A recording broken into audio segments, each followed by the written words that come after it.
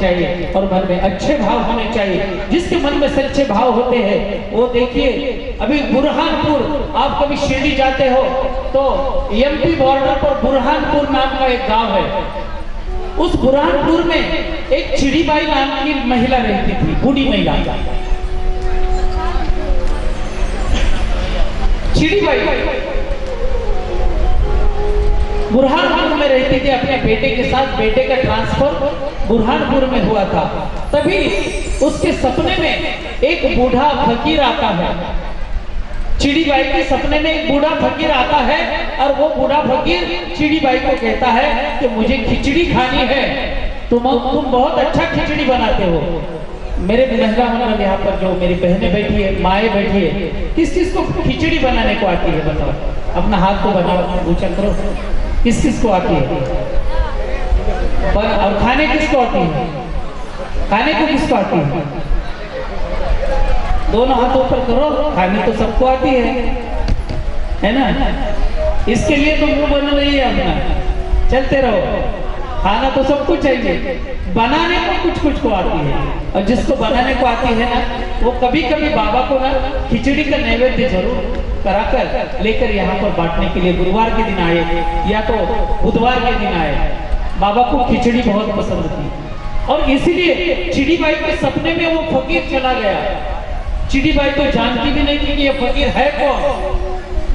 और वो फकीर सपने में आता चिड़ीबाई को खिचड़ी मांगता है कि ये चिड़ीबाई, तेरे हाथ से खिचड़ी खाने की मेरी बहुत इच्छा है। तुम बहुत अच्छा खिचड़ी बनाती हो और तुम्हारे हाथ की खिचड़ी अगर मैं खाऊं तो मुझे बहुत अच्छा लगेगा, मैं तृप्त हो जाऊंगा। बाबा देखिए कितने प्यार से मांगते थे, भिक्षा भी मांगते थे तो ऐसा लगता था कि बाबा आशीर्वाद दे रहे हैं, क्या कर रहे हैं। और चिड़ीबाई कहती है कि मैं तो तुमको जानती नहीं हूँ, लेकिन कहाँ से लाकर दे दूं मैं तुम्हें खिचड़ी।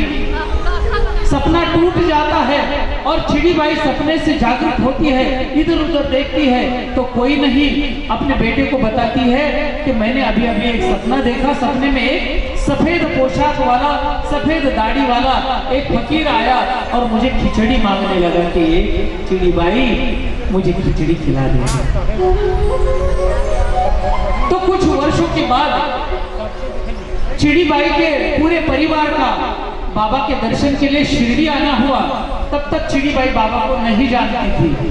जैसे तैसे करके वो परिवार, चिड़ीबाई का पूरा परिवार शिरडी में द्वारका माई मस्जिद के सामने आ गया। जैसे मस्जिद के सामने आया और उस चिड़ीबाई ने उस फकीर को देखा जो मस्जिद के अंदर बैठा था, तो अंदर से आवाज आ गई, आओ चिड़ीबाई, मैं तुम्हारा ही इंतजार कर रहा था। बोलिए साईनाथ महाराज की जय। अंदर से आवाज आई कि आओ चिड़ीबाई, मैं तुम्हारा ही इंतजार कर रहा था। चिड़ीबाई चौंक कर देखने लगी कि सामने कुछ धुंधला सा याद आने लगा कि कई साल पहले एक बूढ़ा फकीर मेरे सपने में आया था और वो लगभग ऐसे ही दिख रहा था। तो चिड़ीबाई को बाबा कहते हैं, अरे चिड़ीबाई, मुझे खिचड़ी खिलाने के लिए इतने साल लगा दिए तुमने, इतने साल के बाद आई हो तेरे बूढ़े फकीर को खिचड़ी खिलाने के लिए। अब आई हो तो यहाँ 15 दिन रुको और मुझे हर रोज खिचड़ी खिला दो। देखिए बाबा की आज्ञा सिर पर मानकर चिड़ीबाई 15 दिन तक बाबा के साथ रही और वो खिचड़ी आज आपको बाबा बांटने वाले हैं। कौन कौन बाबा की खिचड़ी खाना चाहता है? चिड़ीबाई ने बनाई है खिचड़ी आज और डिलीशियस है, बहुत ही स्वादिष्ट खिचड़ी है। कौन कौन खाना चाहता है? बोलिए साईनाथ महाराज की।